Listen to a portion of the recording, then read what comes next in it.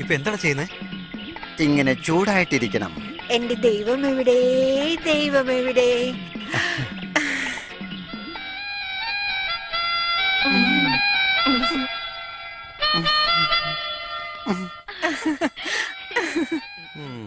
കണ്ണ, എന്നാ നീല നിറത്തിലൊരു ഷർട്ടും ഒരു ജീൻസും വാങ്ങിക്കൊണ്ട് വന്നിട്ടുണ്ട്.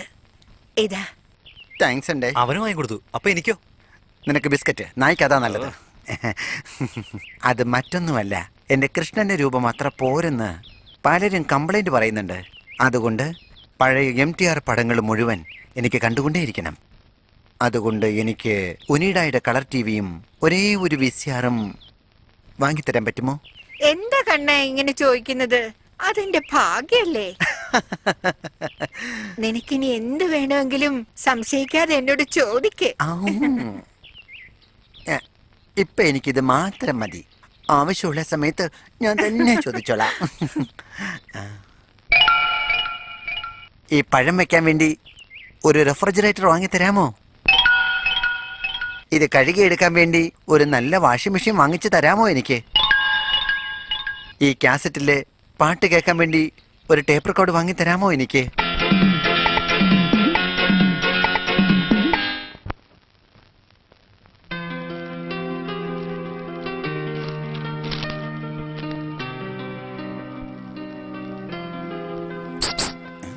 നാലാമത്തെ ചോദ്യത്തിന് നാലാമത്തെ ചോദ്യത്തിന് ആൻസർ പറ. ചെറിയ മുട്ട ഈസിക്കൽ ടു വലിയ മുട്ട.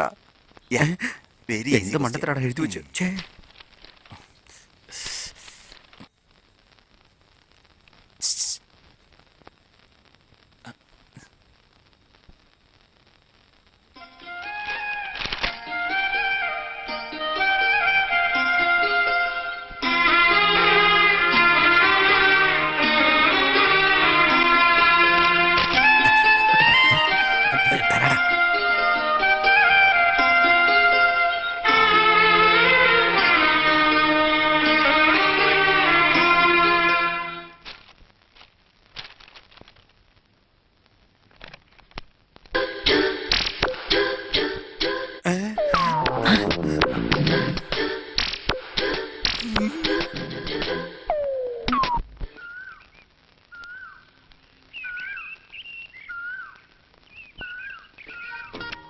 വിദ്യക്കുട്ടിക്ക് ഇന്നലെ സരിത തിയേറ്ററിൽ അനിയത്തിപ്രാവ് പടം കണ്ടു. പടം കണ്ട് വീട്ടിൽ വന്നതും ഓ ഓ പ്രിയേ എന്ന് കളർ ഡ്രസ്സ് ഇട്ട് ഊട്ടിയിലും കൊടൈക്കനാലിലും ഡ്യുവറ്റ് പാടുന്നത് ഞാൻ സ്വപ്നം കണ്ടു. വേറൊന്നും സ്വപ്നം. ഇതുപോലെ എപ്പോഴാ യഥാർത്ഥത്തിൽ സംഭവിക്കുക? അതുവരെ സ്നേഹചുംബനങ്ങളോടെ നിന്റെ സ്വന്തം പാണ്ഡ്യൻ.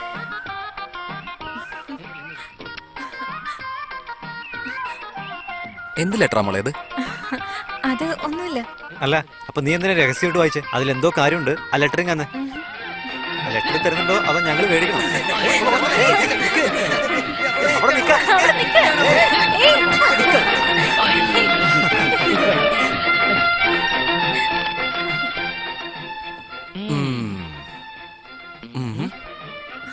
ഒരായിരം ഉമ്മകൾ പാണ്ഡ്യൻ. ഇതാരുടെയാണ് 1000 ഉമ്മകൾ? അമ്മാവന്റെ മോന്. ഓ, അമ്മാവന്റെ മോനോ? എത്ര വരെ പഠിച്ചിട്ടുണ്ട്? SSLC വരെ പഠിച്ചിട്ടുണ്ടോ? MSc agri. MSc agri. നല്ല പഠിപ്പുള്ളവനാണല്ലോ. അല്ല, സാറെവിടാ ജോലി ചെയ്യുന്നത്? ഗവൺമെന്റ് ഓഫീസിലാണോ? പ്രൈവറ്റ് കമ്പനി അല്ലേ? അപ്പോ ബിസിനസ് ആയിരിക്കും അല്ലേ? അതും ഇല്ലേ? അപ്പൊ പിന്നെ എന്താ ചെയ്യുന്നേ? നമ്മൾ കൊയ്യും വയലെല്ലാം നമ്മുടേതാകും പൈങ്കിളിയെ.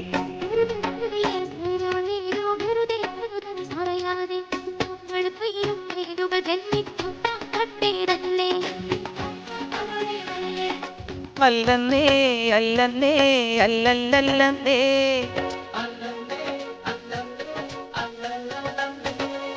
നമ്മൾ കൊയ്യും വയലെല്ലാം നമ്മുടേതാകും പൈങ്കിളി. നിങ്ങൾ ഡാൻസ് കളിക്കുന്നതും പാടുന്നതും എല്ലാം കൊള്ളാം. ഒരു കാര്യം മാത്രം ശരിയല്ല. എന്താ അത്? നീ ഉഴുതു മറിച്ചുകൊണ്ടിരിക്കുന്ന ഈ സ്ഥലം എന്റെയാടാ മണ്ട. പാണ്ഡ്യ, നിനക്കൊരു രജിസ്റ്റർ കത്ത് വന്നിട്ടുണ്ട്. രജിസ്റ്ററാ? എവിടെ നിന്ന് വന്നു? വായിക്കാൻ അറിയാത്തതിനടുത്തൊന്നും പറഞ്ഞിട്ട് കാര്യമില്ല. ഇവിടെ ഒന്ന് ഒപ്പിട്ടെ. എവിടുന്നാ ലെറ്റർ? എറണാകുളത്ത് നിന്ന് വിദ്യയുടെ കഥ.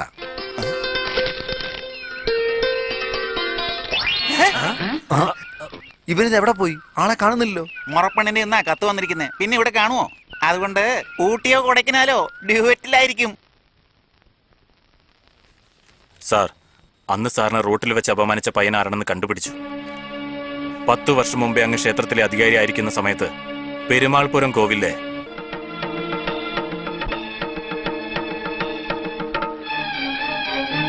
ചത്തവന്റെ മകന്. അന്നവൻ ചത്തതിന് ഇപ്പോഴവൻ പ്രതികാരം ചെയ്യുന്നു. അവന്റെ അച്ഛനെ കൊന്നത് അവന് താങ്ങാൻ പറ്റുന്നില്ലെന്നർത്ഥം. പാവം, അച്ഛനെയും മകനെയും പരലോകത്ത് എത്തിച്ചത് നമ്മൾ തന്നെ ആവട്ടെ. അധികം ഒന്നും പറയാതെ അവന്റെ അച്ഛന്റെ അടുത്തേക്ക് അവനെ എത്തിക്കേ.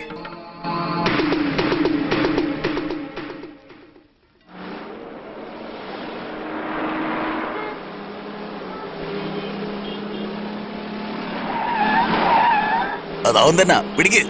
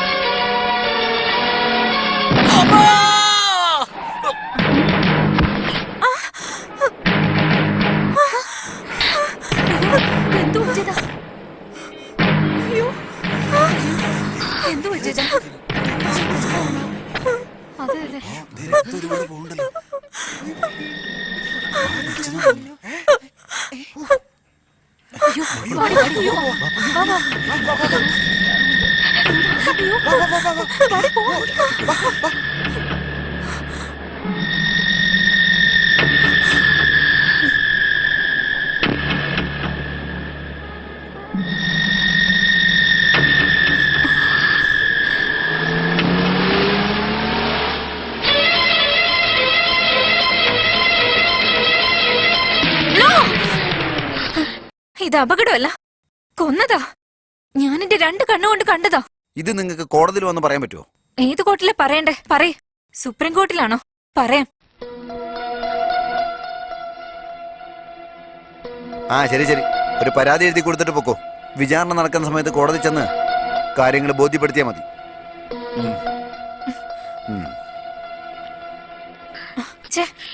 എന്തിനു ഞാൻ ഇങ്ങനെയൊക്കെ എഴുതിയത്?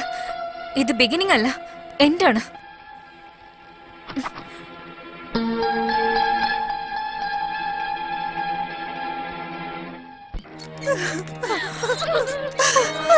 ഞങ്ങളെ വിട്ടിട്ട് പോയല്ലോ മോനെ. ഇനി ഞങ്ങൾക്ക് ആരുണ്ട്?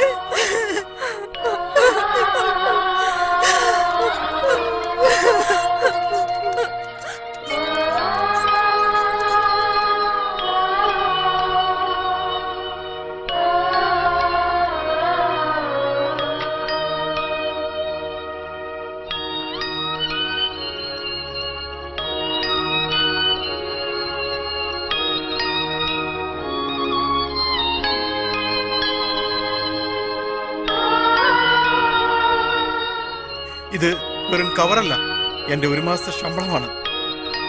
ഞാൻ മാത്രമല്ല, ഞങ്ങളുടെ എല്ലാ സ്റ്റാഫ് മെമ്പേഴ്സും അവരുടെ 1 മാസത്തെ ശമ്പളം ഡൊണേറ്റ് ചെയ്യാനാണ് തീരുമാനിച്ചിരിക്കുന്നത്. ഇതിൽ മൊത്തം 1,10,000 രൂപയുണ്ടമ്മേ. ഇതെടുത്തിട്ട് ആദ്യം സിസ്റ്ററിന്റെ മേരേജ് നടത്താൻ നോക്ക്.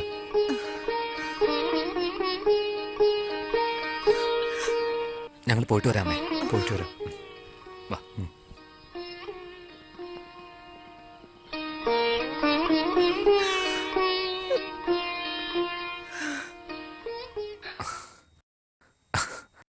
അമ്മയ്ക്കെപ്പോഴും ഒരു മകൻ മാത്രമേ നഷ്ടമായിട്ടുള്ളൂ. ഇവിടെ ഞങ്ങള് 1300 മക്കൾ ബാക്കിയുണ്ട്. ധൈര്യമായിട്ടിരിക്കെ.